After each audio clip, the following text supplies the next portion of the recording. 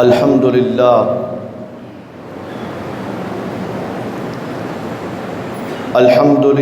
نحمده ونصلي ونسلم على رسوله الكريم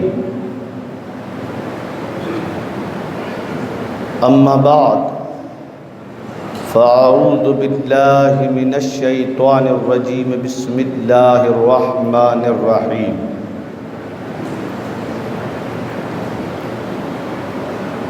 يا أيها الذين آمنوا استعينوا بالصبر والصلاة إن الله مع الصابرين ولا تقولوا لمن يقتل في سبيل الله أموات بل أحياء ولكن لا تشعرون وَلَنَبْلُوَنَّكُمْ بِشَيْءٍ مِّنَ الْخَوْفِ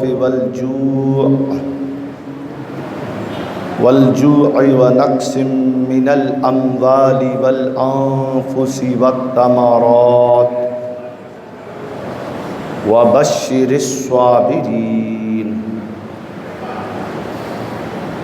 الذين إذا أصابتهم مصيبة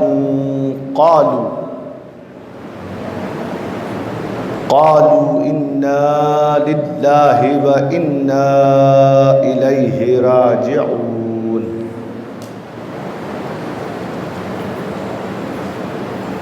آمنت بالله صدق الله المولانا العظيم وصدق رسوله النبي الأمين المتين الكريم ونحن على ذلك لمن الشاهدين والشاكرين والذاكرين والحمد لله رب العالمين.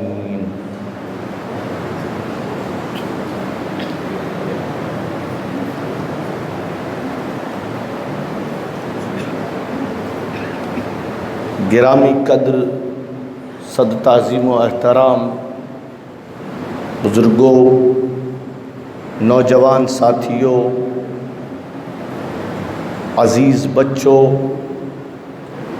پردہ نشین خواتین اسلام، السلام علیکم ورحمۃ اللہ وبرکاتہ۔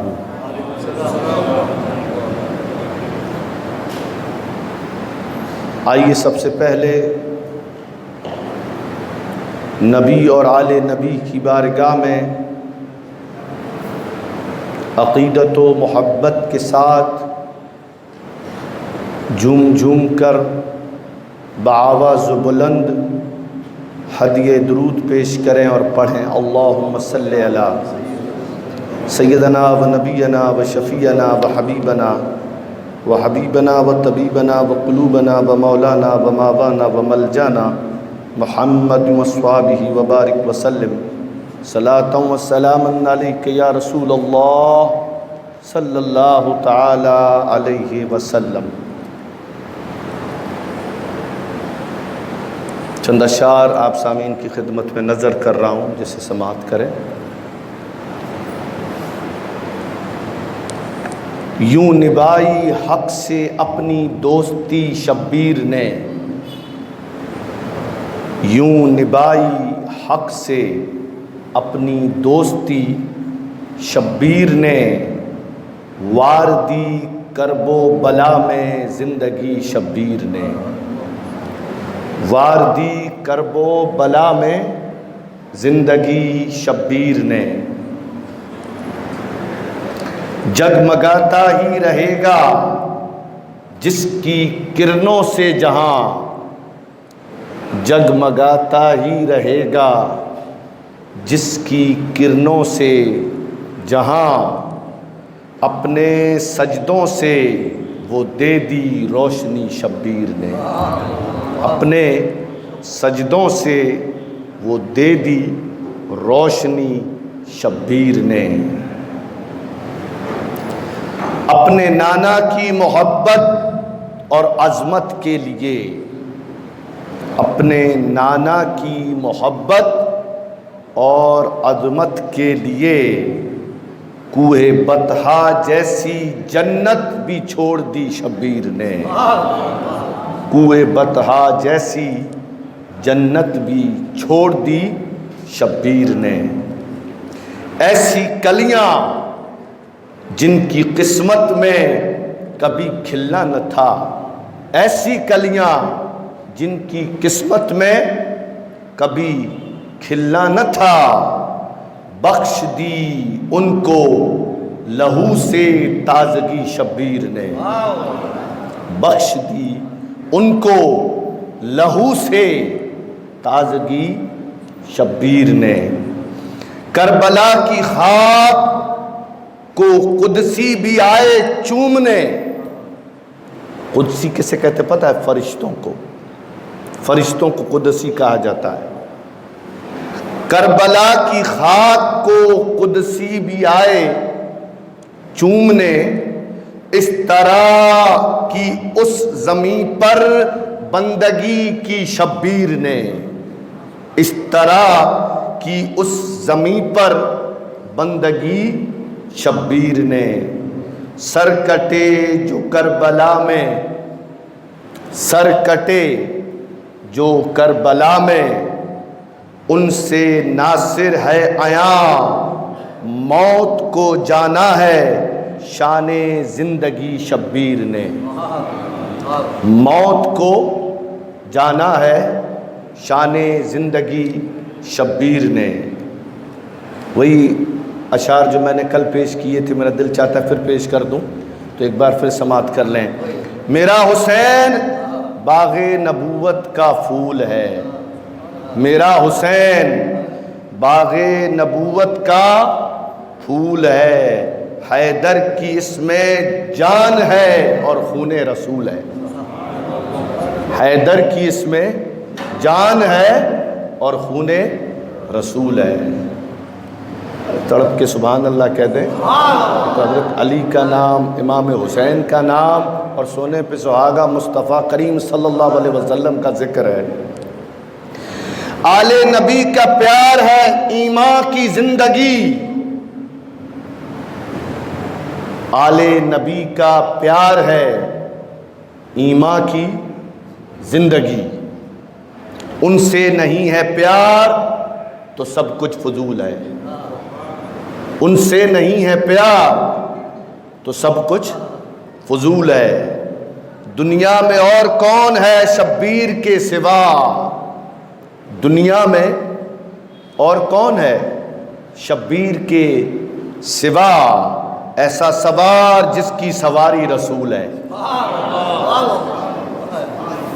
ایسا سوار جس کی سواری رسول ہے۔ ایسی عظیم ذات ہے آقا حسین کی، ایسی عظیم ذات ہے آقا حسین کی، ایسی عظیم ذات ہے آقا حسین کی، جس کے لیے رسول کے سجدوں میں طول ہے، جس کے لیے رسول کے سجدوں میں طول ہے، جس کے لیے یزید نے اتنے ستم کیے، جس کے لیے یزید نے اتنے ستم کیے، وہ تاج تو حسین کے قدموں کی دھول ہے، وہ تاج تو حسین کے قدموں کی دھول ہے۔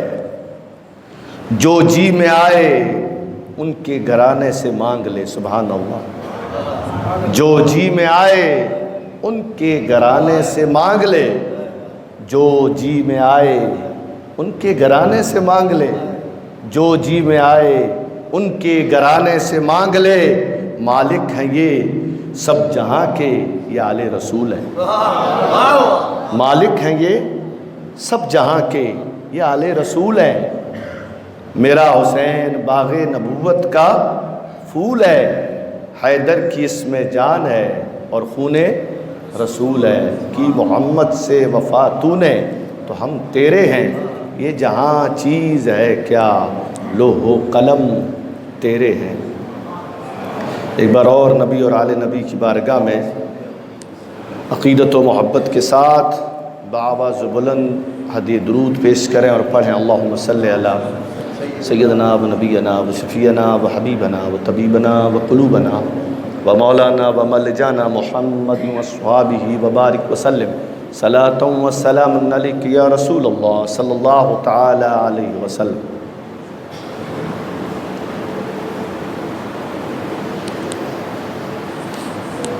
دیکھیں الحمدللہ ثم الحمدللہ، ہم سب کا تو عقیدہ یہی ہے کہ حقیقی مالک تو اللہ ہی ہے، سب کچھ بنایا تو اللہ نے ہی ہے، لیکن اللہ نے جو کچھ بھی بنایا، جنتیں بنائی، نعمتیں بنائی، اللہ نے تحفتاً ہدیتاً سب کچھ کسے دے دیا؟ اپنے محبوب کو دے دیا۔ بھئی جب بندہ کسی کے عشق میں مر مٹتا ہے، ڈوبتا ہے، اس لیے تو لوگ کہتے ہیں نا یہ مجنوں ہو گیا، یہ پاگل ہو گیا، صحیح ہے؟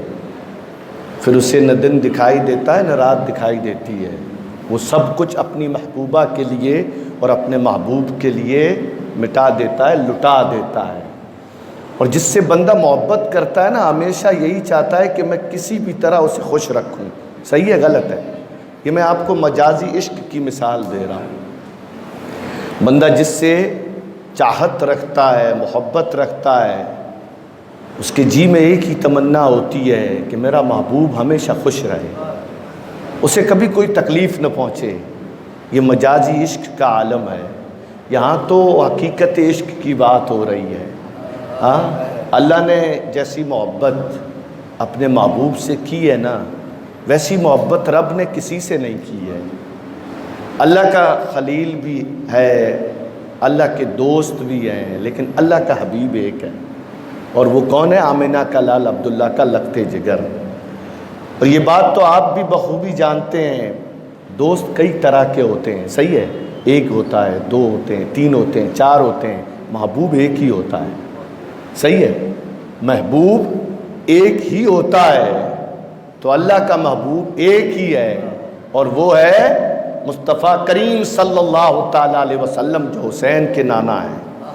ہاں، تو ہمارا تو الحمدللہ عقیدہ ہے کہ یہ جو کچھ بھی بٹ رہا ہے، جو کچھ بھی مل رہا ہے نا، یہ خیرات مصطفیٰ کے در کی ہے، صحیح ہے؟ یہ خیرات علی کے در کی ہے، یہ خیرات ابو بکر صدیق کے در کی ہے، یہ خیرات عمر فاروق اعظم کے در کی ہے، یہ خیرات صحابہ اکرام کے در کی ہے، یہ خیرات حسن اور حسین علیہ السلام کی ہے۔ الحمدللہ ہمارا یہ عقیدہ ہے۔ بڑا ہی مشہور اشعار ہے جسے میں بارہا پڑھتا ہوں، اور پھر آج مجھے پڑھنے کے لیے کہا گیا ہے۔ میں اکثر یہ پڑھتا ہوں، اور اس لیے پڑھتا ہوں کہ میرے مرحوم جو نانا تھے یہ اشعار بہت زیادہ پڑھتے تھے، اور الحمدللہ ثم الحمدللہ میرے نانا آل بیت رسول اللہ صلی اللہ علیہ وسلم سے بے پناہ محبت کرتے تھے، بے انتہا محبت کرتے تھے۔ تو ہمارے جو پیر صاحب ہیں، جو میرے بھی مرشد ہیں اور میرے نانا کے بھی مرشد تھے، تو جب ایک دن میرے نانا نے ان کی دعوت کی، جب پیر صاحب بھی آئے تھے، ان کے بیٹے بھی آئے تھے، اور بھی کئی سید آل رسول تھے، تو ہماری بیٹھک تھی، وہاں بیٹھے ہوئے تھے سب کے سب۔ تو میرے نانا کو ایک شوق تھا کہ وہ جب بھی پیر صاحب ان کے گھر آتے تھے نا، تو وہ خود اپنے ہاتھوں سے پکاتے تھے، وہ خود اپنے ہاتھوں سے پکاتے تھے۔ اب الحمدللہ میرے پیر بھی کامل مرشد ہیں، کہتے ہیں سبحان اللہ۔ اور آپ سب جانتے ہیں مفتی کچھ، ہاں، آل رسول بھی ہیں، عالم بھی ہیں، مفتی بھی ہیں، اور زندہ ولی بھی ہیں، زندہ ولی بھی ہیں۔ اور کبھی کبھی دیکھیں ایسے جو درویش ہوتے ہیں نا، ایسے جو اللہ والے ہوتے ہیں، ہاں، یہ کبھی کبھی اپنی منہ سے ایسی بات کہہ دیتے ہیں وہ پتھر کی لکیر بن جاتی ہے، سمجھ رہے ہیں؟ وہ پتھر کی لکیر بن جاتی ہے۔ تو اس لیے تو انہیں درویش کہا جاتا ہے، فقیر کہا جاتا ہے۔ جیسے کئی ایسے واقعات ہیں، صحیح ہے؟ ایک فقیر کا واقعہ ہے کہ کسی نے آ کے کہا یار بہت دنوں سے بارش نہیں ہوئی ہے، اس نے فقیر سے آ کے کہہ دیا، حالانکہ بارش کا موسم بھی نہیں تھا، دھوپ کھلی ہوئی تھی، تو اس فقیر نے اسے کیا کہا پتہ ہے؟ تجھے دیکھنا ہے ابھی یہ جو وقت چل رہا ہے نا اس میں میری اور اللہ کی نہیں بن رہی ہے. یہ جو وقت چل رہا ہے نا اس میں میری اور اللہ کی بن رہی نہیں رہی ہے. کیا کیسی باتیں کرتا ہے یار تو؟ کہا اچھا ٹھیک ہے. تو اس نے کیا کیا، جو اپنا تیبند تھا نا اسے دھو کر کے سکھایا. اب دھوپ میں ہمیشہ چیز سوکھتی ہے نا. اس نے کہا دیکھ اب اللہ اور میری نہیں بن رہی ہے نا، اب دیکھ کیا ہوتا ہے. تھوڑی دیر ہوئی تو بارش ہونے لگی. کہا دیکھ لیا ثبوت، اللہ اور میری نہیں بن رہی ہے. تو یہ جو فقیر ہوتے ہیں، درویش ہوتے ہیں نا، ان کی دنیا الگ ہوتی ہے. سمجھ رہے ہیں؟ تو ہمارے پیر صاحب گھر پہ آئے اور بیٹھک میں بیٹھے ہوئے تھے اور میرے نانا گھر کے اندر پکا رہے تھے تو آواز آ رہی تھی گھر سے. تو ان کی زبان سے نکل گیا، ان کا نام تھا محمد یوسف. کہا یہ یہاں بھی پکا رہے ہیں، جنت میں بھی یہ کھانا ہی پکائیں گے. جنت میں بھی یہ کھانا ہی پکائیں گے اور لوگوں کو کھلائیں گے. سمجھ رہے ہیں؟ تو یہ اشعار میرے نانا بہت زیادہ پڑھا کرتے تھے اور اکثر میں اس اشعار کو پڑھتا بھی ہوں. درود پاک پڑھ اللہم صلی علی سیدنا و نبینا و شفیعنا و حبیبنا و طبیبنا و قلوبنا و مولانا و ملجانا محمد و اصحابہ و بارک وسلم صلی اللہ تعالی علیہ وسلم. شاعر کہتا ہے انوار برستے ہیں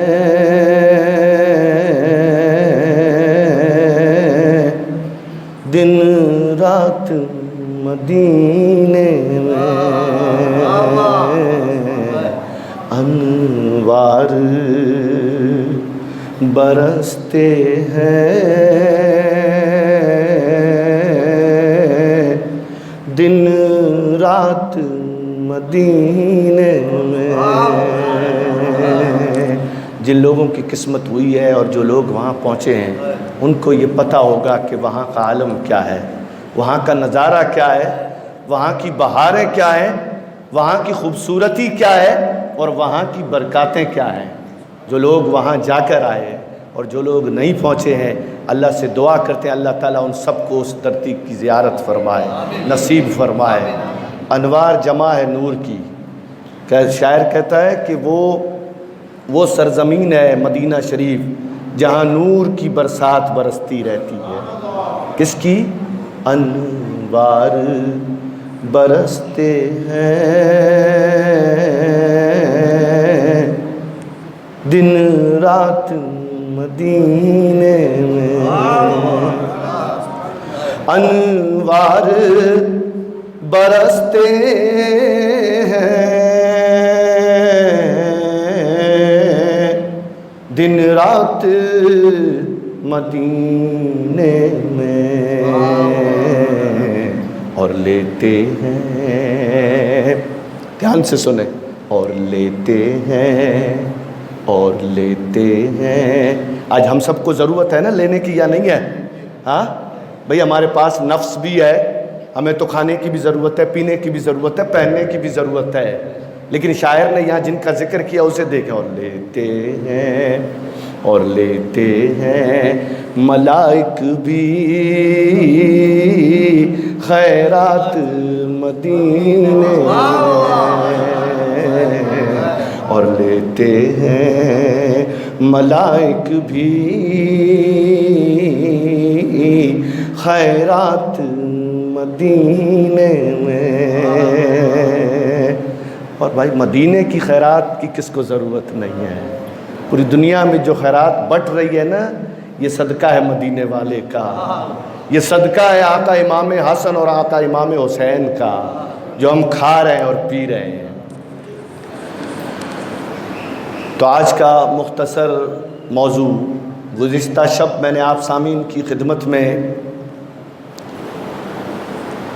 چند باتیں سیدنا آقا امام حسن رضی اللہ تعالی عنہ کی شان میں پیش کی تھی. آج کا مختصر موضوع، سب سے پہلے مختصر ذکر ہم کریں گے سیدنا حضرت امیر معاویہ رضی اللہ تعالیٰ عنہ، آپ کی ذات و بابرکات کا. پھر مختصر حضرت امام حسین رضی اللہ تعالیٰ عنہ کے فضائل. پھر آپ کا مدینہ شریف سے رحلت کر کے مکہ المکرمہ طرف جانا انشاءاللہ. سننے کے بعد اللہ تعالیٰ مجھے اور آپ سب کو اس پر عمل کرنے کی توفیق و رفیق بخشے، اور اللہ تعالیٰ ہم سب کو یاد رکھیں دو جماعتوں کا، میں نے جمعے میں بھی یہی کہا تھا اور اکثر میں یہ کہتا ہوں، ایک صحابہ کرام رضوان اللہ تعالیٰ علیہم اجمعین اور اہل بیت رسول اللہ صلی اللہ تعالیٰ علیہ وسلم، یہ دو جماعتیں ہیں۔ اگر یوں کہیں تو بھی کوئی غم نہیں کہ یہ دونوں جماعتوں کی محبت ایمان کی جان ہے۔ کیا ہے؟ ایمان کی جان ہے۔ دونوں میں سے اگر ہم نے ایک کو بھی ترک کیا تو ایمان مردہ ہو جائے گا۔ کیا ہو جائے گا؟ ایمان مردہ ہو جائے گا، اور پھر مردہ چیز کسی بھی شے کی لائق نہیں رہتی ہے۔ تو ہم زندہ ہیں۔ کیا ہیں؟ زندہ ہیں۔ تو اس لیے ایمان کی زندگی کا نام ہے صحابہ کرام کی محبت اور آل بیت رسول اللہ صلی اللہ علیہ وسلم کی محبت۔ تو آئیں سب سے پہلے مختصر تذکرہ حضرت امیر معاویہ رضی اللہ تعالیٰ عنہ کے بارے میں ہم سماعت کرتے ہیں۔ سب سے پہلے آپ صرف اس بات سے اندازہ لگا لیں کہ آپ کا جو نسب ہے نا وہ کس سے ہے۔ آپ کا جو نسب ہے، آپ کا نام معاویہ، آپ کی کنیت ابو عبد الرحمن ہے باپ کی طرف سے۔ آپ کا سلسلہ نسب یہ ہے معاویہ بن ابو سفیان۔ دھیان سے سنیں، یہ چیز میں اس لیے پیش کر رہا ہوں کہ کئی لوگوں کو یہ پتہ نہیں ہوتا ہے، خبر نہیں ہوتی ہے، اور ہم بکواس کرتے رہتے ہیں، سمجھ رہے ہیں۔ تو میں نے پہلے بھی کہا ہے، ہماری زبان میں نہ ہم میں نہ اتنی حیثیت ہے نہ اتنی اوقات ہے کہ ہم اس زبان سے ایسی شخصیتوں کے بارے میں کچھ کہیں۔ آپ سمجھ رہے ہیں؟ تو پہلے ہم یہ جان لیں کہ آپ کا نسب کیا ہے۔ آپ کی کنیت ابو عبد الرحمن ہے باپ کی طرف سے، آپ کا سلسلہ نسب یہ ہے معاویہ بن ابو سفیان، صخر بن حرب بن امیہ بن عبد الشمس بن عبد المناف، اور ماں کی طرف سے یہ نسب یوں ہے معاویہ بن ہندہ بنت عتبہ بن ربیہ بنت عبد الشمس بن عبد المناف، اور عبد مناف نبی کریم صلی اللہ علیہ وسلم کے چوتھے دادا ہیں۔ عبد المناف جو ہے نا حضور کے چوتھے دادا ہیں۔ حضور کے جو سگے دادا حضرت عبد المطلب تھے، ان کے کتنے بھائی تھے؟ 3 بھائی تھے۔ یہ ٹوٹل ملا کے کتنے ہوئے؟ 4 ہوئے۔ تو آپ کس کی اولاد میں سے ہیں؟ عبد المناف کی اولاد میں سے ہیں، سمجھ رہے ہیں؟ تو جا کر کے یہ سلسلہ حضور سے ملتا ہے نہیں ملتا ہے؟ ہاں حضور سے ملتا ہے نا۔ اور عبد المناف نبی کریم صلی اللہ علیہ وسلم کے چوتھے دادا ہیں، اس لیے حضور کا سلسلہ نسب یہ ہے ابن عبداللہ بن عبد المطلب بن ہاشم بن عبد المناف۔ خلاصہ یہ ہوا کہ حضرت امیر معاویہ رضی اللہ تعالیٰ عنہ والد کی طرف سے 5ویں پشت میں اور ماں کی طرف سے بھی 5ویں پشت میں حضور نبی اکرم صلی اللہ علیہ وسلم کی نسب سے آپ کے چوتھے دادا عبد المناف سے مل جاتے ہیں، جس سے ظاہر یہ ہوتا ہے کہ آپ کا نسب ایک ہی ہے، آپ کا خاندان ایک ہی ہے۔ کس کا؟ حضرت امیر معاویہ رضی اللہ تعالیٰ عنہ کا۔ یہ ایک چیز۔ اب آئیں دوسری چیز کے اوپر۔ ہم نے کئی بار اس چیز کو بھی سنا ہے کہ صحابی رسول حضرت امیر معاویہ رضی اللہ تعالیٰ عنہ جو اللہ کے رسول صلی اللہ علیہ وسلم کے صرف صحابی نہیں ہیں، چہیتے صحابیوں میں سے صحابی ہیں۔ حضور کے جو چہیتے صحابی تھے نا خاص، ان میں سے حضرت امیر معاویہ رضی اللہ تعالیٰ عنہ۔ ٹھیک ہے؟ اچھا، پہلی چیز، صحابہ کرام کی فضیلت میں قرآن کی آیتیں بھی موجود ہیں۔ اللہ تعالیٰ نے قرآن کے اندر ان کی شان کیا ہے، ان کا مقام کیا ہے، ان کی عظمت کیا ہے اور ان کی بلندگی کیا ہے، ان کے بارے میں اللہ نے ہمیں قرآن میں سمجھایا ہے۔ سب سے پہلی آیت قرآن کی کیا ہے؟ اللہ فرماتا ہے وَكُلًّا وَعَدَ اللَّهُ الْحُسْنَى، اللہ تعالیٰ نے سارے صحابہ سے بلائی یعنی جنت کا وعدہ فرمایا ہے۔ یہ قرآن کی آیت ہے۔ اللہ نے سارے صحابہ سے، حضور کے جتنے بھی صحابی ہیں ان سب سے اللہ نے بھلائی کے ساتھ کس چیز کا وعدہ کیا ہے؟ جنت کا وعدہ کیا ہے۔ ہاں تڑپ کے سبحان اللہ کہہ دیں۔ اب بات ختم ہوئی، جب اللہ نے وعدہ کر دیا تو کوئی اگر ان کے بارے میں کچھ بھی کہے، اس سے کچھ فرق پڑتا ہے؟ ان کی شان میں کچھ کمی آئے گی؟ نہیں آئے گی۔ لیکن یاد رکھیں، اگر ہم نے ایسی باتیں سنی اور اگر چپ بھی رہے، سمجھ رہے ہیں، اور اگر ہم نے ہاں بھی بھر دی تو ہمارا ایمان ختم ہو جائے گا۔ تو اس لیے آپ سے یہ گزارش ہے کہ اگر آپ کچھ کہہ نہیں سکتے ہیں تو آپ حامی بھی مت برا کریں۔ کئی بار کیا ہوتا ہے پتہ ہے، ہم لوگ دوستی میں، ناطے میں، ہم لوگ اس بات میں ہاں بھر دیتے ہیں۔ کیا کر دیتے ہیں؟ ہاں صحیح ہے، ہاں ہاں ہے یہ بات۔ یہ جو اتنا سا جواب ہے نا، یہ ہمارے پورے ایمان کو تباہ اور برباد کر دے گا، تباہ اور برباد کر کے رکھ دے گا۔ پھر کوئی طاقت نہیں ہے جو ہمیں اللہ کے عذاب سے بچا سکے، کیونکہ یہ اللہ نے وعدہ کیا ہے کہ میں ان سے وعدہ کرتا ہوں کہ میرے محبوب کے جتنے بھی صحابی ہیں نا، وہ سارے کے سارے کیا ہیں؟ جنتی ہیں۔ اچھا اب اگلی آیت سنیں، جسے ہم اکثر سماعت کرتے ہیں، رضی اللہ عنہم ورضوا عنہ وأعد لهم جنات تجری تحتها الانہار خالدین فیہا ابدا ذالک فوز العظیم۔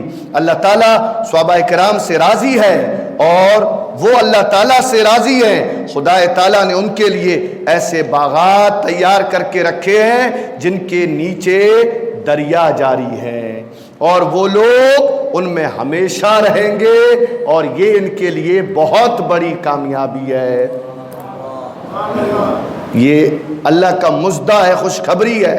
کس کے لیے؟ جماعت صحابہ کے لیے، یعنی جتنے بھی حضور کے صحابی ہیں نا، اللہ نے سارے صحابہ کرام کے لیے یہ بشارت دے دی ہے، کل صحابہ کرام کے لیے۔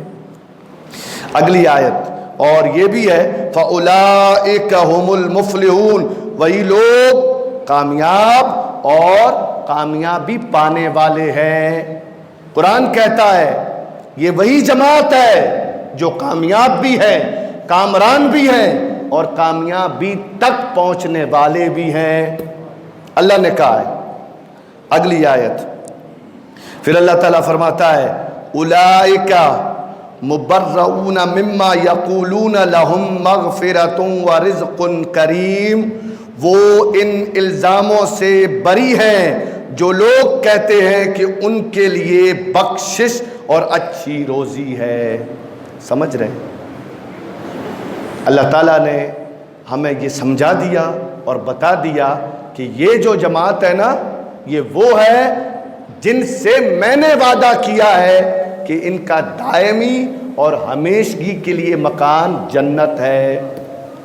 جب اللہ نے وعدہ کر دیا تو پھر کون ہوتا ہے کہ یہ کہے استغفر اللہ کہ یہ جہنمی ہیں، یا یہ غاصب ہیں، یا یہ وہ ہیں؟ تو یہ اللہ رب العزت جل جلالہ امن والہ نے ان کو یہ مقام عطا فرمایا۔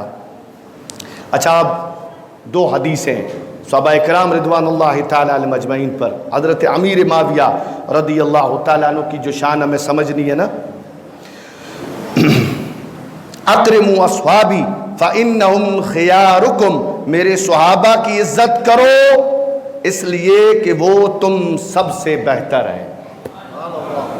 کس نے کہا ہے؟ اللہ کے رسول صلی اللہ علیہ وسلم نے فرمایا تم میرے صحابہ کی عزت کرو اس لیے کہ تم جتنے بھی ہو تم میں وہ سب سے افضل ہیں، سب سے بالا ہیں، ان کا مقام، ان کا مرتبہ، ان کی شان، ان کی عظمت سب سے بالا تر ہے۔ سمجھ رہے؟ حضور غوث الثقلین قطب ربانی محبوب سبحانی عبد القادر جیلانی رضی اللہ تعالی عنہ سے جب کسی نے یہ سوال کیا کہ حضور والا، صحابی اور ولی کتنا فرق ہے، حضرت امیر معاویہ اور ایک ولی مقام میں کتنا فرق ہے، آپ نے جواب دیا، کہا سن، سارے ولی اس میں قطب، ابدال، غوث، درویش، فقیر سب آ گئے، سارے تابی تب تابی سب آ گئے، یہ سارے کے سارے ایک طرف، یہ سارے مل کر بھی امیر معاویہ کا گھوڑا، گھوڑے کا پاؤں، پاؤں کا ٹاپو، ٹاپو پہ لگی ہوئی دھول، اس دھول کے برابر حضور غوث اعظم کہتے ہیں یہ سارے نہیں پہنچ سکتے۔ یہ حضور غوث اعظم رضی اللہ تعالیٰ عنہ کا جواب ہے۔ ہم جن کے نام لینے والے ہیں سبحان اللہ، جن کے لیے ہم مر مٹنے والے ہیں، انہوں نے یہ عقیدہ دیا ہے کہ ان کی شان کو کوئی نہیں پہنچ سکتا۔ درود پاک پڑھیں، اللہم صلی علی سیدنا و نبینا و شفیعنا و حبیبنا و طبیبنا و قلوبنا و مولانا و ملجانا محمد و اصحابہ بارک وسلم۔ وہ حدیث آقا کریم صلی اللہ علیہ وسلم نے فرمایا، اصحابی کالنجوم فبأیہم اقتدیتم اہتدیتم، میرے صحابہ ستاروں کی طرح ہے، ان میں سے تم جس کی اقتدا کرو گے ہدایت پا جاؤ گے، جس کی بھی اقتدا کرو گے، پیروی کرو گے، تابعداری کرو گے، محبت سب سے کرنی ہے۔ سمجھ رہے ہیں؟ نقطہ سمجھنے کی کوشش کریں، محبت سب سے کرنی ہے۔ لیکن اگر ہمیں یہ اچھا لگا کہ یہ حضور حضرت ابو بکر صدیق کی سیرت ہے، چلو ہم اسے فالو کرتے ہیں، یہ حضرت عمر فاروق اعظم کی سیرت ہے، اس میں اتنا بڑا انصاف ہے، اتنا بڑا عدل ہے، ہم اس کو فالو کریں گے۔ محبت سب سے ہے، اقتدا، تابعداری، اطاعت، فرما برداری۔ اگر ہم نے ایک صحابی کو لے لیا اور اس کے پیچھے پیچھے چلے، آقا نے فرمایا پھر بھی تم کامیاب ہو۔ کیا ہو؟ تم کامیاب اور کامران ہو۔ یہ اللہ کے رسول صلی اللہ علیہ وسلم کا فرمان عالی شان ہے۔ پھر اللہ کے رسول صلی اللہ علیہ وسلم نے ارشاد فرمایا، اے مسلمانوں، تم میرے صحابہ کو گالی نہ دو، ان کو برا بلا نہ کہو۔ یہ اللہ کے رسول صلی اللہ علیہ وسلم کا فرمان عالی شان ہے، اس لیے کہ تم میں سے اگر کوئی، سمجھیں بات کو، اگر کوئی احد پہاڑ کے برابر سونا خرچ کرے تو وہ ان کے 1 کلو یا آدھا کلو گہوں کے خرچ کرنے پر بھی نہیں پہنچ سکتا۔ سمجھ رہے ہیں؟ اگر کسی نے، اللہ نے اس کو برکت دے دی اور اس نے اتنا مال اللہ نے اسے دیا ہے کہ احد پہاڑ کے برابر اس نے سونا اللہ کی راہ میں دے دیا۔ کس کی راہ میں؟ اللہ کی راہ میں دے دیا۔ اور صحابہ کرام نے 1 کلو یا آدھا کلو گہوں اللہ کی راہ میں دیے ہیں۔ آقا فرماتے ہیں پھر بھی تم ان کے مقام اور ان کی فضیلت اور ان کے درجے اور ان کے ثواب تک نہیں پہنچ سکتے۔ یہ اللہ کے رسول صلی اللہ علیہ وسلم کے فرمان عالی شان ہے۔ درود پاک پڑھیں، اللہم صلی علی سیدنا و نبینا و شفیعنا و حبیبنا و طبیبنا و قلوبنا و مولانا و ملجانا محمد و اصحابہ و بارک وسلم۔ حضرت امیر معاویہ رضی اللہ تعالیٰ عنہ، اللہ کے رسول صلی اللہ علیہ وسلم فرماتے ہیں، اے امیر معاویہ، میں دعا کرتا ہوں کہ اللہ تجھے ہدایت عطا فرمائے اور تو ہدایت پر ہمیشہ رہے، میں ایسی تیرے لیے دعا کرتا ہوں۔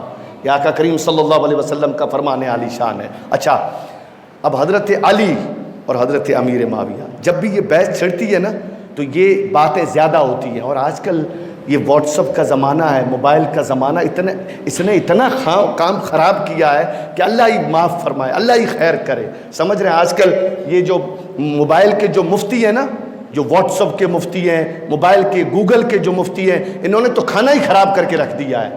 سمجھ رہے؟ ایسی ایسی حدیثیں، ایسی ایسی باتیں سامنے لے آتے ہیں، ایسے ایسے اختلاف سامنے لے آتے ہیں۔ ارے بھائی، ہاں پہلے وضو کے فرائض تو سیکھ لو، پہلے غسل میں کتنے فرض ہیں یہ تو سیکھ لو، ہاں پھر ہم بات کریں حضرت علی اور حضرت امیر معاویہ کے بارے میں۔ 40 سال بیت گئے، 50 سال کے ہو گئے، ابھی تک ہمیں یہ نہیں پتا کہ غسل میں فرض کتنے ہیں، یہ نہیں پتا ہے ہمیں۔ اور آپ کو پتا ہے، اگر غسل کے فرض ہمیں نہیں پتا ہے اور اگر ہم ایسے ہی وضو کر غسل کر رہے ہیں تو پھر معاملہ خراب ہوگا یا نہیں ہوگا؟ تو پہلے غسل کے فرض سیکھ لیں، وضو کے فرائض سیکھ لیں، نماز کیسے پڑھی جاتی ہے یہ سیکھیں، نماز میں کتنے فرائض کتنے واجبات ہیں یہ سیکھ لیں۔ یہ ہماری حیثیت اور اوقات سے بڑی بات ہے۔ حضرت امیر معاویہ رضی اللہ تعالیٰ عنہ، جب آپ حاکم تھے نا، حضرت امیر معاویہ کہاں کے حاکم تھے؟ دمشق کے۔ اور کب سے تھے؟ حضرت ابو بکر صدیق کے زمانے سے تھے۔ پھر حضرت عمر کا دور آیا، حضرت عمر کی طبیعت میں سختی تھی، آپ کا مزاج سخت تھا، آپ جلال والے تھے، چھوٹی سی غلطی پر آپ نے خالد بن ولید رضی اللہ تعالیٰ عنہ، جن کو اللہ کی تلوار کہا جاتا ہے، حضرت عمر نے ان کو بھی نکال دیا، حضرت خالد بن ولید کو، لیکن حضرت امیر معاویہ کو نہیں ہٹایا۔ کیوں نہیں ہٹایا؟ تو یہ سمجھنے والی بات ہے نا، کیا استغفر اللہ ہمارا ذہن، ہمارا دماغ حضرت عمر سے بڑھ کر ہے؟ وہ تو رائی کے دانے کے برابر دین میں کمی پیشی برداشت نہیں کرتے تھے، رائی کے دانے کے برابر۔ تو حضرت عمر کا پورا زمانہ خلافت کا دمشق کے حاکم حضرت امیر معاویہ رہے۔ حضرت عثمان غنی رضی اللہ تعالیٰ عنہ کے زمانے میں حضرت عثمان نے دمشق اور اس کے ارد گرد جتنے بھی علاقے تھے نا، پورے علاقے کا حاکم اور امیر حضرت امیر معاویہ کو بنا دیا، حضرت عثمان غنی نے۔ یہ حضرت عثمان امیر معاویہ رضی اللہ تعالیٰ عنہ، ٹھیک ہے۔ حضرت امیر معاویہ کئی بار آیا ہے، مسجد میں جب بھی آپ آتے تھے تو کئی بار آپ کو یہ خیال آتا، کیونکہ آپ بھی محب آل رسول تھے، حضور سے محبت کرنے والے تھے، امام حسن حسین اور علی سے محبت کرنے والے تھے۔ شاعر کو کہتے، اے شاعر آج علی کی شان میں ایک اشعار مجھے سنا دے۔ کس کی شان میں؟ علی کی شان میں ایک اشعار مجھے سنا دے، اگر مجھے اچھا لگے گا تو میں تجھے انعام اچھا عطا کروں گا۔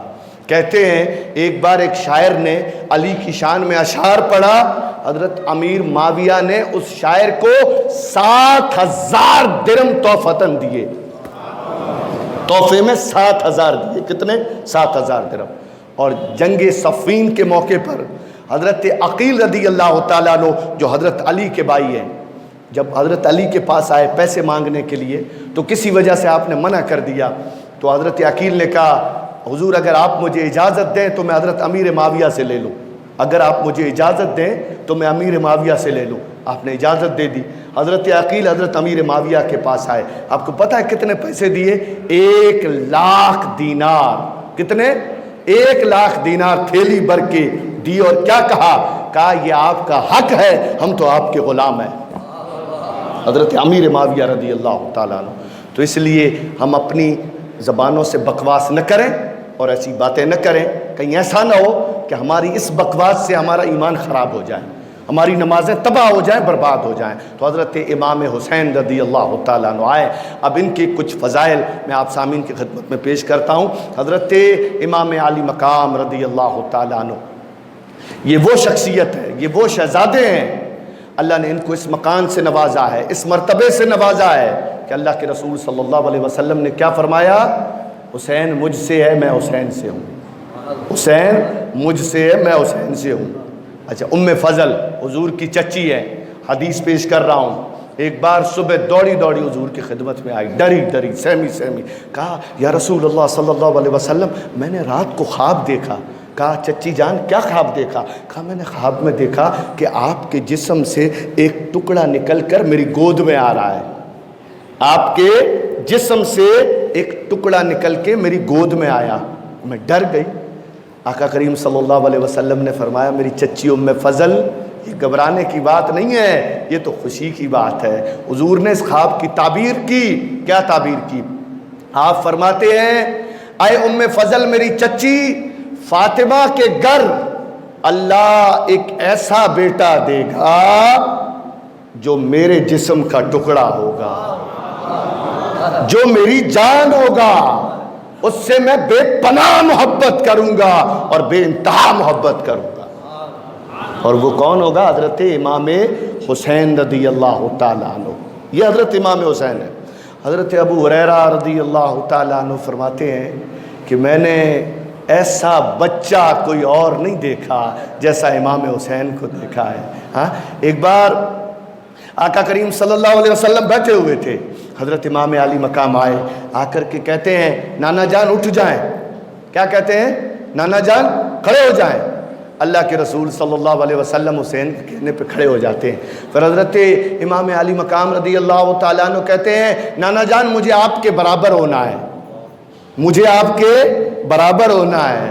ابو ہریرہ فرماتے ہیں میں اس نظارے کو دیکھتا ہی رہ گیا، میں اس نظارے کو دیکھتا ہی رہ گیا۔ اللہ کے رسول صلی اللہ علیہ وسلم جھکتے ہیں، امام کے ہاتھوں کو پکڑتے ہیں، اوپر اٹھاتے ہیں۔ ابو ہریرہ کہتے ہیں میں نے دیکھا اپنی آنکھوں سے کہ حسین نے سب سے پہلے حضور کے گھٹنوں پہ پاؤں رکھے، حضور کے جو گھٹنے تھے نا یہاں تک پاؤں رکھے، پھر اللہ کے رسول صلی اللہ علیہ وسلم نے اور اوپر کیا تو آقا حسین نے حضور کے مبارک سینے پہ پاؤں رکھے۔ سبحان اللہ۔ ابو ہریرہ کہتے ہیں تھوڑی دیر ہوئی تو میں نے دیکھا کہ آقا حسین نے اپنے پاؤں کو اوپر کر کے حضور کے چہرے کی طرف لے گئے۔ آقا کریم صلی اللہ علیہ وسلم فرماتے حسین ہمارا سودا یہ ہوا تھا کہ تجھے میرے برابر ہونا ہے، اب تو میرے سے بھی اوپر جا رہا ہے، اب تو میرے سے بھی اوپر جا رہا ہے۔ آقا کریم صلی اللہ علیہ وسلم پھر حضرت ابو ہریرہ کہتے ہیں میں نے یہ بھی دیکھا اسی وقت اللہ کے رسول صلی اللہ علیہ وسلم لیٹتے ہیں، امام حسین کو ساتھ لٹاتے ہیں، ساتھ لٹا کر زبان باہر نکالتے ہیں حضرت امام حسین، خود حضور حضرت امام حسین کی زبان کو چوستے ہیں۔ کیا کرتے ہیں؟ چوستے ہیں۔ پھر حضرت ابو ہریرہ کہتے ہیں میں نے یہ بھی دیکھا کہ آقا کریم صلی اللہ علیہ وسلم حسین کے پورے جسم کو سونگھ رہے ہیں۔ کیا کر رہے ہیں؟ سونگھ رہے ہیں، کبھی لبوں کو، کبھی گالوں کو، کبھی پیشانی کو، کبھی آنکھ کو، کبھی پیٹ کو سونگھ رہے ہیں۔ حضرت ابو ہریرہ کہتے ہیں مجھے سمجھ میں نہیں آئی بات، تو میں نے حضور سے پوچھ لیا یا رسول اللہ آپ حسین کو سونگھ کیوں رہے ہیں؟ مصطفیٰ نے تڑپ کے جواب دیا اے ابو ہریرہ مجھے اپنے اس بیٹے سے، اس شہزادے کے جسم سے جنت کی خوشبو آتی ہے۔ تڑپ کے سبحان اللہ کہتے کیا آتی ہے؟ جنت کی خوشبو آتی ہے۔ آقا کریم صلی اللہ علیہ وسلم فرماتے ہیں، کل ایک حدیث میں نے آپ کی خدمت میں پیش کی تھی کہ اللہ کے رسول صلی اللہ علیہ وسلم کا حجرہ اور سیدہ طاہرہ بی بی فاطمہ الزہرا رضی اللہ تعالی عنہا کا مبارک حجرہ مسجد نبوی میں ہی تھا، اور ایسا تھا کہ جب بھی حضور نماز کے لیے نکلتے نا تو حضرت فاطمہ الزہرا رضی اللہ تعالی عنہا کے حجرے کے پاس گزر کے نکلتے، یعنی بیچ میں آتا آپ کا حجرہ مبارک۔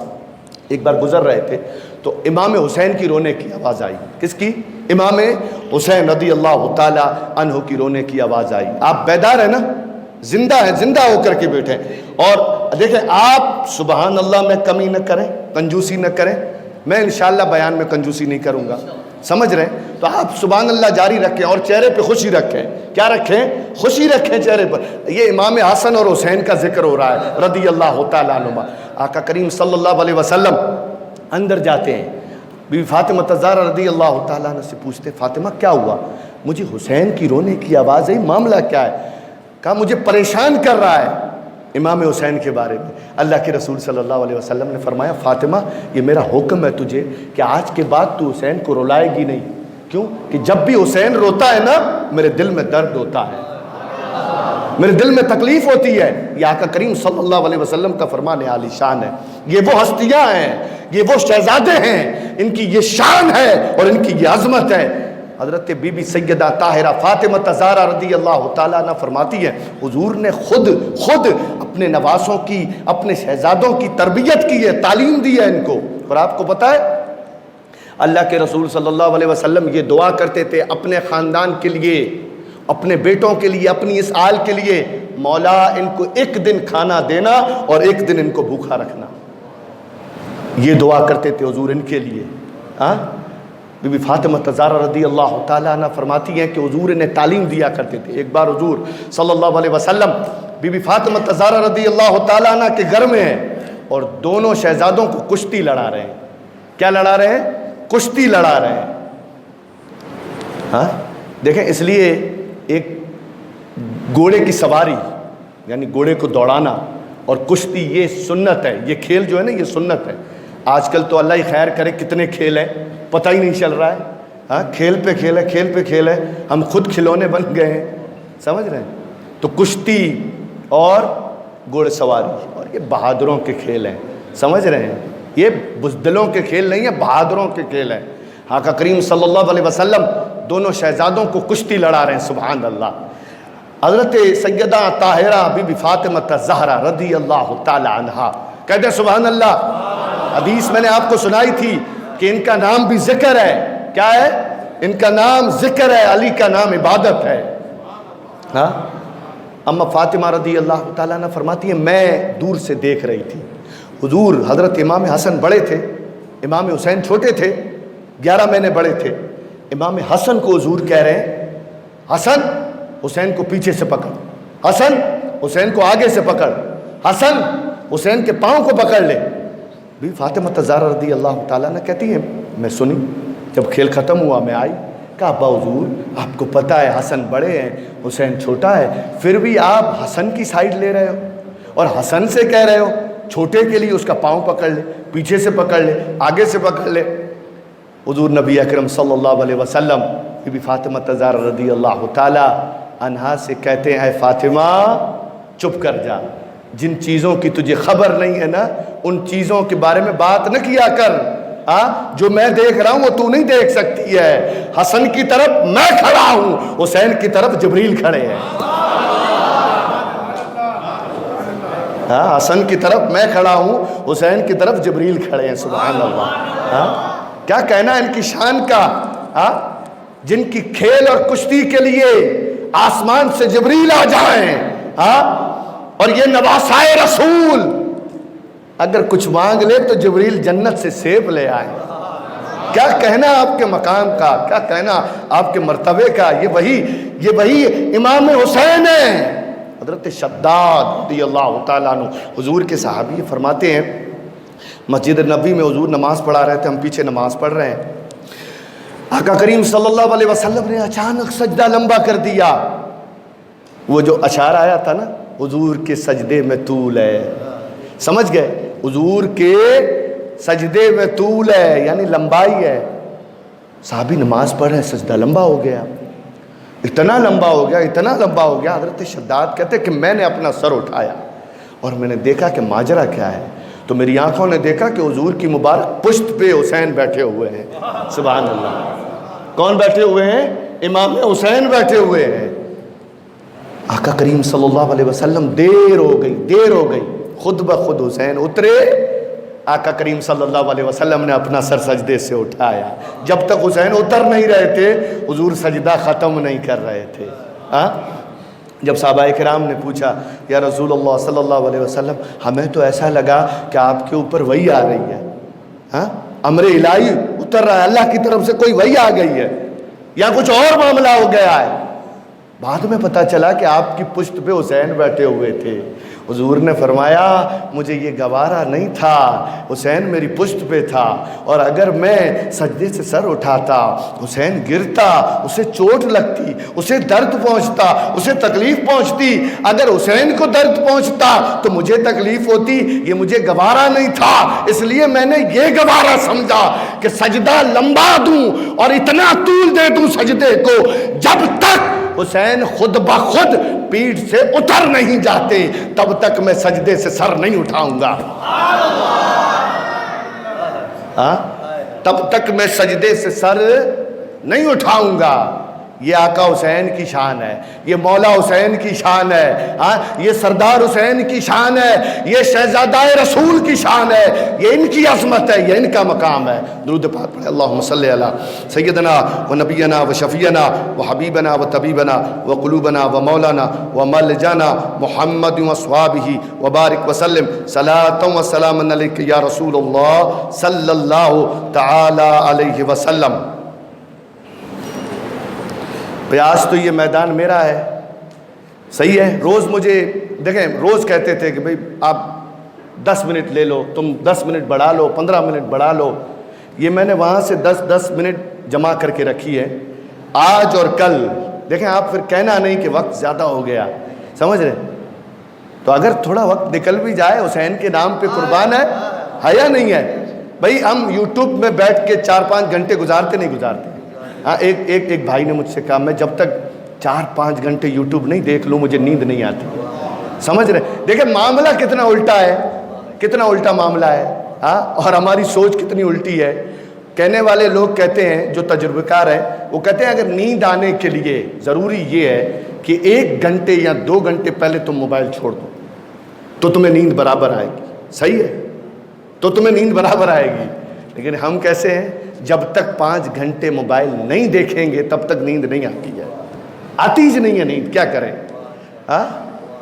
نیند نہیں آتی ہے، 4-4 5-5 گھنٹے نکل جاتے ہیں۔ اور اگر مولوی صاحب نے 10 منٹ زیادہ لے لیے، ہائے ہائے ہائے ہائے، اور ان 10-15 منٹ میں اگر مولوی نے، امام نے، مولانا نے اگر کچھ ایسا کہہ دیا جو متولی کے خلاف تھا یا جماعت کے پٹیل کے خلاف تھا، تو پھر وہ بیچارہ اپنا بستر باندھ ہی لے، کیونکہ کل اسے جانا ہی ہے، سمجھ رہے ہیں؟ پھر اس کی خیر نہیں ہے، اسے جانا ہے کل، سمجھ رہے ہیں؟ ویسے تو ایک یہ لطیفے کی طرح ہی ہے، میں ایک بات میں آپ کو سنا دیتا ہوں۔ میرا ساتھی تھا، میرے ساتھ اس نے مدرسے میں پڑھا تھا، ہم دونوں نے ساتھ میں پڑھے، اور پھر وہ بیچارہ چلا گیا نماز پڑھانے کے لیے ایک گاؤں کے اندر۔ خیر میں اس کا نام بھی نہیں لیتا، گاؤں کا بھی نام نہیں لیتا۔ تو جب پہلی بار میں گیا نا اس کے پاس، اس نے مجھے بلایا تقریر کرنے کے لیے۔ میں گیا کچھی میں تقریر کرنے کے لیے، حضور غوث اعظم کی شان میں تقریر تھی، میں نے تقریر کی، مجھے بڑا مزہ آیا۔ میں جیسے ہی اس کے گھر گیا تو میں نے دیکھا کہ اس کے گھر میں اس نے جو مجھے کھانا کھلایا، مچھلی بھی تھی، مرغی بھی تھی، گوشت بھی تھا، سمجھ رہے ہیں، الگ الگ طرح طرح کی ورائٹی تھی، میٹھا تھا، سب تھا۔ اور مجھے لگا کہ یہ حشاش بشاش خوش ہے بیچارہ، میں خوش ہوا، ٹھیک ہے۔ جیسے ہی دوسری بار جماعت نے مجھے بلایا نا، تو جیسے ہی میں گیا تو بیچارے کی گھر کی بتی بھی گل تھی، گھر کی لائٹ کٹی ہوئی تھی، ٹھیک ہے۔ میں اس کے گھر چائے پینے چلا گیا، میں نے اس سے پوچھا بھائی بتا کیا ہوا، اچانک سے اتنا اجالا تھا، اتنا اندھیرا ہو گیا؟ تو اس نے کہا یار کیا بتاؤں، گزشتہ جمعہ میں نے تقریر میں متولی کے خلاف کچھ بول دیا، ہاں، اس نے آ کے میرے گھر کی بتی کاٹ دی۔ آج سے جماعت نے یہ کہہ دیا کہ اب جو دیکھیں، اب یہاں آپ لکو کہتے ہیں، سمجھ رہے ہیں؟ اب امام صاحب یہ لکو ہے نا، آج تک ہم دیتے تھے، آج سے آپ دو گے، یہ اب تمہارے پگار میں ایڈ ہو گیا ہے، اگر تم نہیں بھر سکتے تو یہ لائٹ ہم کاٹ رہے ہیں، سمجھ رہے ہیں؟ تو یہ ایسی باتیں ہیں۔ تو اس لیے 10 منٹ اگر امام صاحب سے زیادہ ہو جائے تو معاف کر دیں۔ خیر 5-5 گھنٹے ہم نکال دیتے ہیں نا، نہیں نکال دیتے ہیں، بازار میں، موبائل میں، دوستوں میں، وہاں بیٹھ کے یہاں بیٹھ کے پتہ بھی نہیں چلتا ہے، اس دوست کے ساتھ چلے گئے، اس کے ساتھ چلے گئے، کیوں؟ مزہ آتا ہے، سکون ملتا ہے، لیکن یہاں سکون نہیں ملتا ہے، کیوں؟ اس لیے کہ یہ قیامت کی نشانی ہے۔ آقا کریم صلی اللہ علیہ وسلم نے فرمایا، جو حدیث میں نے پہلے دی تھی، دنیا کی سب سے عظیم جگہ مسجد ہے، سب سے خراب جگہ بازار ہے، صحیح ہے؟ اللہ کے رسول صلی اللہ علیہ وسلم نے فرمایا جو مومن ہوگا، جو ایمان والا ہوگا، اسے سکون ہمیشہ مسجد میں ملے گا، اسے سکون ہمیشہ مسجد میں ملے گا، اور جو دنیا پرست ہوگا، جو دنیا کو چاہنے والا ہوگا، اسے سکون ہمیشہ بازار میں ملے گا۔ یہ اللہ کے رسول صلی اللہ علیہ وسلم کا فرمان عالی شان ہے۔ آئے حدیث ترمذی شریف کی، حضرت یعلا بن مرہ رضی اللہ تعالیٰ عنہ سے روایت ہے، اللہ کے رسول صلی اللہ علیہ وسلم نے فرمایا حسین منی وانا من الحسین، حسین مجھ سے ہے اور میں حسین سے ہوں۔ یہ اللہ کے رسول صلی اللہ علیہ وسلم کا فرمان عالی شان ہے۔ دوسری حدیث حضرت جابر بن عبداللہ رضی اللہ تعالیٰ عنہ سے روایت ہے، اللہ کے رسول صلی اللہ علیہ وسلم نے فرمایا جسے پسند ہو کسی جنتی جوانوں کے سردار کو دیکھنا، وہ حسین بن علی کو دیکھ لے۔ کیا فرمایا؟ جسے پسند ہو جنتی سردار کو دیکھنا تو وہ حسین بن علی کو دیکھ لے۔ یا آقا کریم صلی اللہ علیہ وسلم فرماتے ہیں، حضرت ابو ہریرہ رضی اللہ تعالیٰ عنہ فرماتے ہیں، اللہ کے رسول صلی اللہ علیہ وسلم مسجد میں تشریف لائے، فرمایا چھوٹا بچہ کہاں ہے؟ حضرت امام حسین رضی اللہ تعالیٰ عنہ دوڑتے ہوئے آئے، آقا کریم صلی اللہ علیہ وسلم نے انہیں گود میں بٹھایا، اور انہوں نے کیا انگلیوں سے آقا کریم صلی اللہ علیہ وسلم کی داڑھی میں کھلال کر رہے تھے، حضور کی مبارک داڑھی سے کھیل رہے تھے، کبھی حضور کی داڑھی سے کھیل رہے ہیں، کبھی حضور کے گالوں سے کھیل رہے ہیں، کبھی حضور کی پیشانی سے کھیل رہے ہیں، کبھی آقا کریم صلی اللہ علیہ وسلم کی آنکھوں سے کھیل رہے ہیں۔ ابو بکر صدیق کہتے ہیں جب بھی حسین آتے ہم یہ نظارہ دیکھتے، حضور نبی اکرم صلی اللہ علیہ وسلم حضرت امام حسین کی آنکھوں کو چومتے، حسین حضور کی آنکھوں کو چومتے، کبھی حسین حضور کے مبارک سر کو چومتے، کبھی حضور امام حسین کے سر کو چومتے۔ ابو بکر صدیق کہتے ہیں بار بار جب یہ ہم نظارہ دیکھتے، اللہ کے رسول فرماتے ابو بکر یہ میرا وہ بیٹا ہے جس کے لیے میں نے اپنا بیٹا ابراہیم قربان کر دیا ہے۔ صحیح ہے نا حدیث؟ جبریل حضور کے پاس آئے، کہا یا رسول اللہ صلی اللہ علیہ وسلم دونوں میں سے ایک دینا پڑے گا، حسین یا ابراہیم، حسین یا ابراہیم۔ حضور نے خیال کیا اگر حسین دیتا ہوں میں بھی تڑپوں گا، علی بھی تڑپے گا، فاطمہ کو بھی درد ہوگا، اس سے بہتر ہے ابراہیم دے دوں، زیادہ تکلیف مجھے ہوگی۔ اس لیے بار بار حضور صحابہ اکرام کی محفل میں کہتے تھے حسین وہ ہے جس پر میں نے اپنا بیٹا قربان کر دیا ہے، حسین وہ ہے جس پر میں نے اپنا بیٹا قربان کر دیا ہے۔ خیر اب وقت نکلتا جا رہا ہے، ہم اپنے واقعے کی طرف بڑھتے ہیں۔ حضرت امام علی مقام رضی اللہ تعالیٰ عنہ، حضرت امیر معاویہ کی جب شہادت ہوئی تو یزید جو آپ کا بیٹا ہے، اور دیکھیں کوئی کہے نہ کہے میں اسے مردود کہتا ہوں، سمجھ رہے ہیں، میں کہتا ہوں اسے مردود، پلیت بھی کہتا ہوں۔